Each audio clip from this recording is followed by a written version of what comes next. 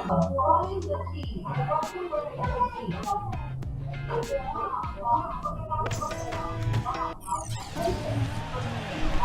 and thanks for joining us, folks. NBA action on 2K Sports. Along with Steve Kerr and Clark Kellogg and our sideline reporter Doris Burke, I'm Kevin Harlan.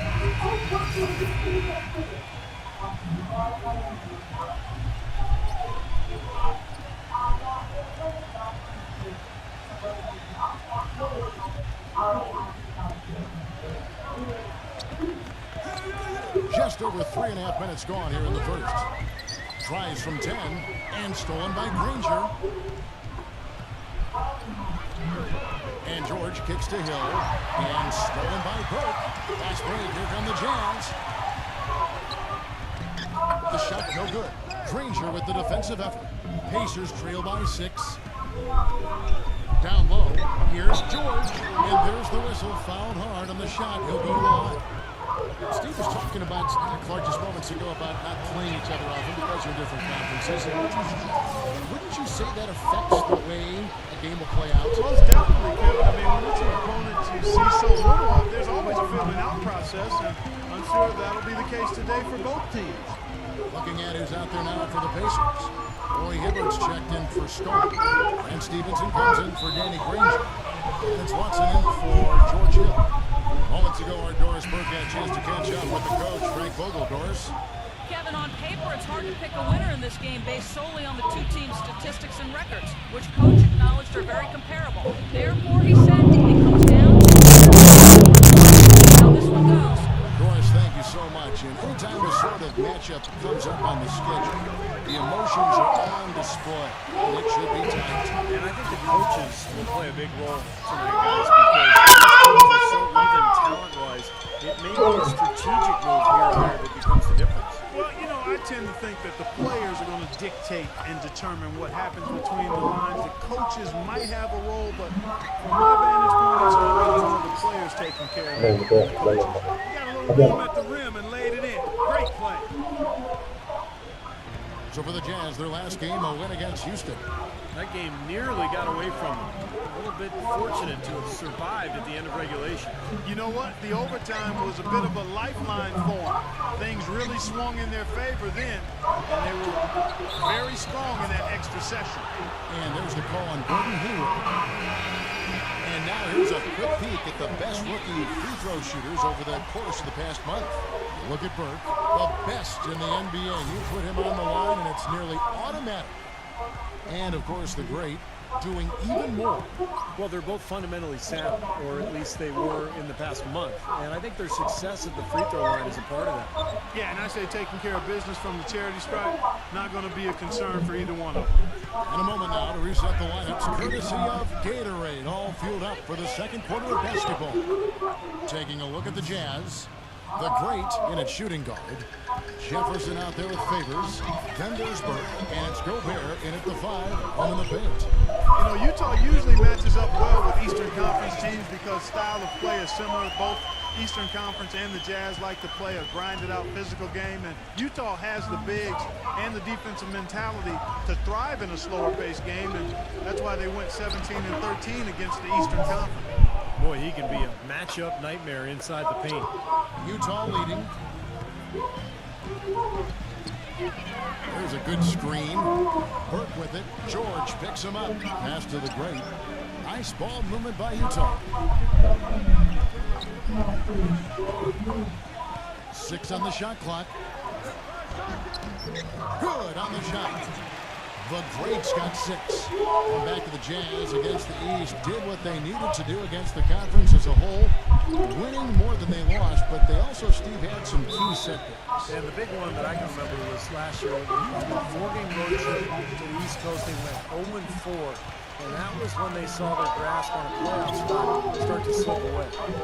Some changes for Indiana. Roy Hibbert's checked in for Mahima. And it's West in for Luis Stoll. And that one's good. He has 7. Solid screen right there that freed him up for the jump shot. Looking at the last game for the Indiana Pacers, it was a loss to the Trailblazers in Portland. And Kevin, they put so much effort into the final few minutes of regulation in that game that they were pretty burned out in the overtime period. Yeah, that's an excellent call by you, Steve. I thought there was a little bit of a letdown for them in OT. Swiped away.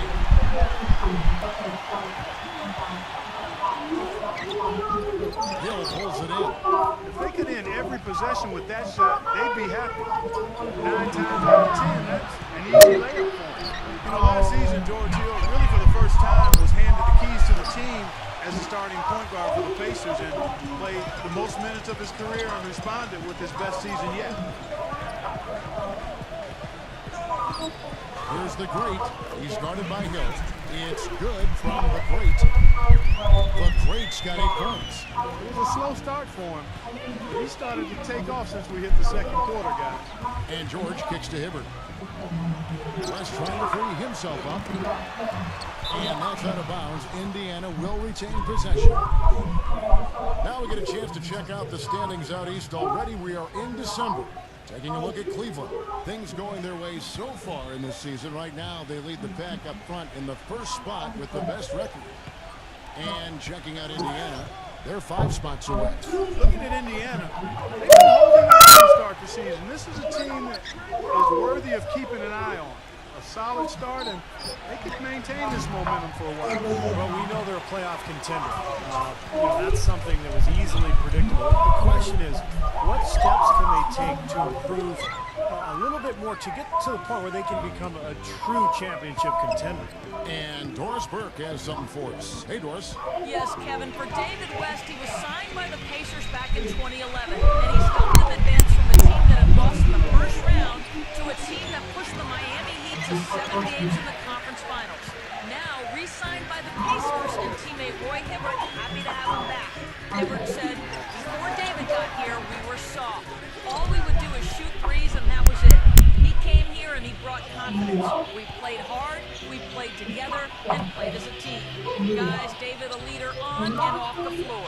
Well, Doris, confidence so key in this one. Thanks.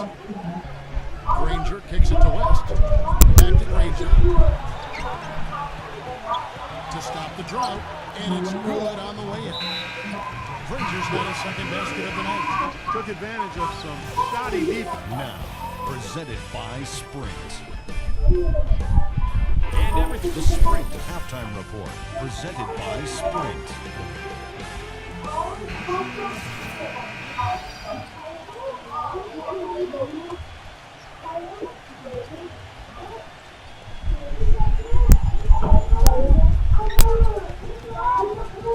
It's back to Hill.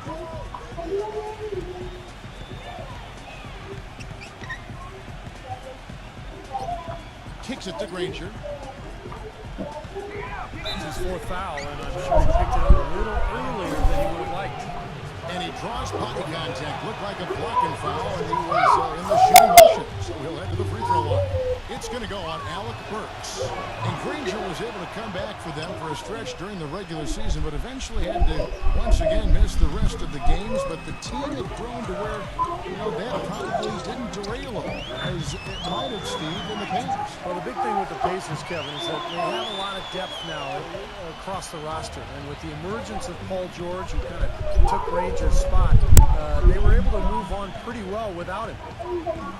And so in the game for the Pacers, down low, West and Hibbert, George and Granger on the perimeter, and it's Hill in at the 1 spot. A nice shot by George. Boy, the D has to show a little more fight on the interior than they did on that trip. They've got a battle inside. Well, this game has been tough, Clark. I mean, they're getting after it. I think they're starting to run a little bit low on energy, possibly. Burks kicks to Burke. Shot clock at 6. Here's the Great, and Granger with the block. Well, if this game comes down to the rebounding battle, they'll be the ones coming out on top. Yeah, they've been really strong in the paint, battling the glass. Well, guys, Alec Burks out of Colorado is an athletic slasher with a nice tight handle. He was taken 12th overall back in 2011. Still young and developing, and I think he has tremendous upside. Catching up on the changes now for Indiana. Raheemi's checked in for Hibbert, and it's Maurice Nola in for David West. He shot the ball exceptionally well as they built this lead for themselves here. Hill with it. He's had some playing time, but no scoring yet from him. And Stevenson kicks to Hill. Outside, George. Indiana moving it around. 11 feet away, and the basket by Stolen. And for Alec Burks, it took him a while to get into the rotation with the Utah Jazz, but the injuries they dealt with provided him with an opportunity later in the season. Well, he's always been a very athletic guard, and he showed some improvement last year on his long-range shot. I think that's been the biggest weakness for him. But if he can hit that shot consistently, he's going to be tough to keep off the floor. For the Jazz, Enes Kanter comes in for Derek Favors, and Gordon Hayward is subbed in for Jeremy Evans. Here's the great, and he was fouled in the act of shooting. Chance here now for a three-point play. And they're beginning to fall apart a little bit defensively, especially inside. Well, that's 4 straight buckets now at the rim. And a look now at how the offensive approach has been going here so far for the Jazz. Guys that play close to the hoop has been great all game. And I love their hustle because they're getting a lot of second chance opportunities just as a result of playing hard. Chris Copeland's checked in for Paul George. He dishes it to Copeland. Pass to Johnson. And he has space. And he nails the jumper. There's 1:17 left to play in the third. Now let's send it to Doris from the sideline. Well, guys, the great in the last outing against the Rockets had a huge game. He had 30 points, and that scoring outburst set a new season high for him in what was a great exhibition on his part. This game might have acted as a coming-out party for him in the NBA, a truly dominating performance. Let's see, Kevin. And thank you, Doris. It was a performance that has to have their upcoming opponents terrified for. Well, I know this opponent should be terrified because there's a good chance the momentum he got that night carries. Let's go quickly over to Doris Burke for an update. Hi, guys. Over that break, I was able to catch the message Tyrone Corbin was giving to his team. He wants them to pick it up and really go for it right now, saying, no time like the present, gentlemen. Embrace it. Embrace the spotlight, and let's make it happen. Kevin, let's see what they can do. Pairing up in the backcourt, Trey Burke and Alec Burks. Favors plays the 4 with Kanter at the 5. And it's the great, and it's a small forward. That's the 5 and a 4 for the Jazz. No good, not a friendly rim at all this trip down. And George kicks to Hill. And fouled hard that time. They'll get to the line and shoot 2. They get Derek Favors.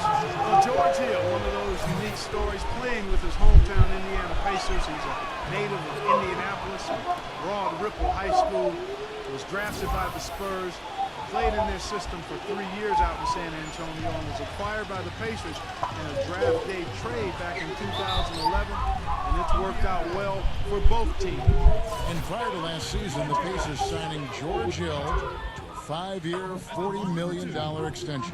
He's a good player, a really good combo guard, can shoot it well from distance, can run a team, maybe not a traditional point guard, but somebody who can help you win. I think it was a good move for the Pacers. Richard Jefferson, he's checked in for Alec Burks. And yes, sir, that one drops. Jazz trail by 6. Burke dishes to Favors. 1 minute now into this fourth quarter. Here's the great. Granger covering. No good from the great. Had a pretty good look at the basket, but defensively they did a nice job rotating, forcing the miss. Foul call that time on the way up. That'll give him 2 chances at the free throw line here. You know, when Danny Granger was out with injury last season, he saw that the Pacers team had become really Paul George's and Roy Hibbert's team as they became the new faces. Some would throw a fit about it. Granger said he was proud of them and happy to take a lesser role. He just wants to get back out there. And when Granger is healthy, Steve, he's certainly a great player. Well, you love his versatility, his ability to play both ends of the floor, a tough defender who can guard multiple positions. Offensively, he can put it on the floor, get to the rim. He's got three-point range. But really an excellent all-around player. His touch has disappeared on him this quarter. He just hasn't been able to get it going.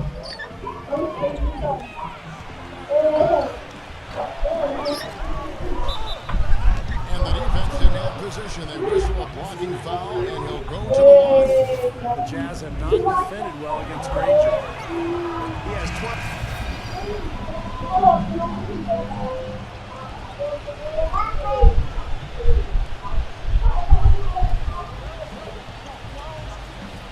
Hill against Jefferson. George passes to West. Some nice passing here by Indiana.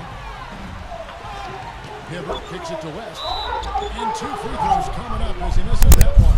Drawing the whistle and a lot of contact there. Kevin, it seems like scoring on the low post is kind of a lost art these days, but this guy can do it. I mean, he can get down on the block, get position, and he's got some skills to get the ball in the basket from that position. And Steve, you look at him, he is a banker. I mean, he really enjoys the physical aspect of the game. Nice pass. He got the ball right into his teammate's shooting pocket. On time and on target. Hill dishes to Granger. West right side. And there's a minute 45 left to play here in the fourth. Nice D from Favors. Here's the great. It's rebounded by Indiana. West has got 12 rebounds here tonight. Big time effort. He may need some rest, guy. He looks tired because he hasn't made anything this quarter. Hill kicks it to West. Granger right side. Jefferson is right there. Fade away. Good. And that's 18 points for Danny Granger. 1:15 left here in the fourth quarter. It's stolen by West. Granger left side. That's good. And now it's an 8-point Indiana lead. And a chance now to catch up on some numbers here. The hustle stats for the Pacers. Their activity at the defensive end, Kevin, has been really impressive. Attacking and coming away with steals. You know, adding to that, Steve, you look at their block totals tonight, and you see how feisty they've been on the defensive end this game. And it's Hill penetrating, and the call will go against the great. That's his first foul of the game, and the bonus will go to the free throw line. Good on the first, and that will put them up by 9. No free throws, good from Hill. Utah has gone 5 of 8 from three-point land. 15 points and a deep ball for them tonight. The dish now to Burke. Right through the knee for the lane. Sloppy defense there. You can't let him get the ball in his hands down there. Well, when he does, that's an automatic bucket. Now Hill. Granger right side. Fader on the way.